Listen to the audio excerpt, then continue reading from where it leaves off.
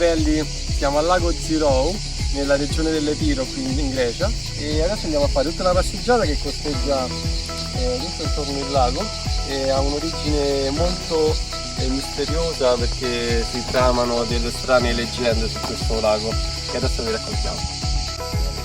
Dunque, la leggenda popolare narra che in questo lago vivessero due sorelle, una molto ricca e una molto povera, e che la sorella povera insieme ai suoi figli andasse a nutrirsi degli scarti della sorella ricca, e che però i suoi figli erano tutti in salute, mentre i figli della sorella ricca erano molto deboli, e quindi questa sorella era molto gelosa e le faceva un sacco di dispetti. Così la ragazza povera insieme alla sua famiglia decise di scappare dal castello e di andare a vivere nelle montagne.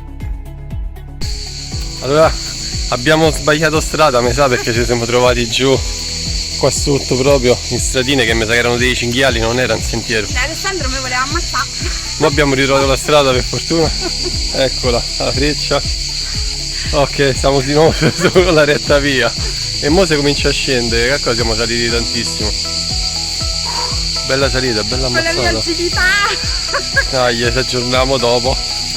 E iniziò questo cammino di queste montagne qua dietro che contornano il lago, finché non incontrò un angelo. Quest'angelo le propose di proteggerla durante il cammino, a patto che girasse dietro di sé, qualsiasi cosa succedesse in quel momento, lei non si doveva girare.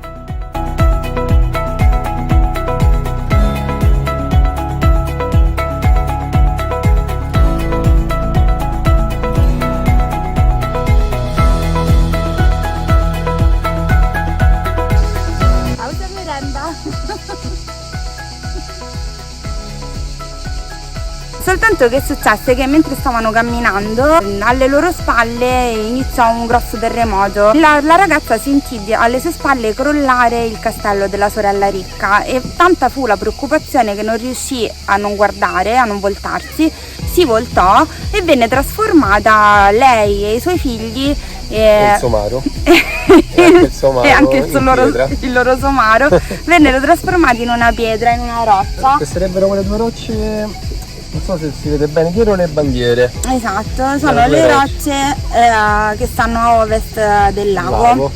Questo è quello che dice, diciamo, la leggenda di questo lago. Ma in realtà poi c'è anche una storia vera, perché questo è un lago che si formò 10.000 anni fa con un grande terremoto. Prima era una grande caverna, sprofondò tutto il tetto di questa grotta e si formò questo grande lago che è profondo 70 metri.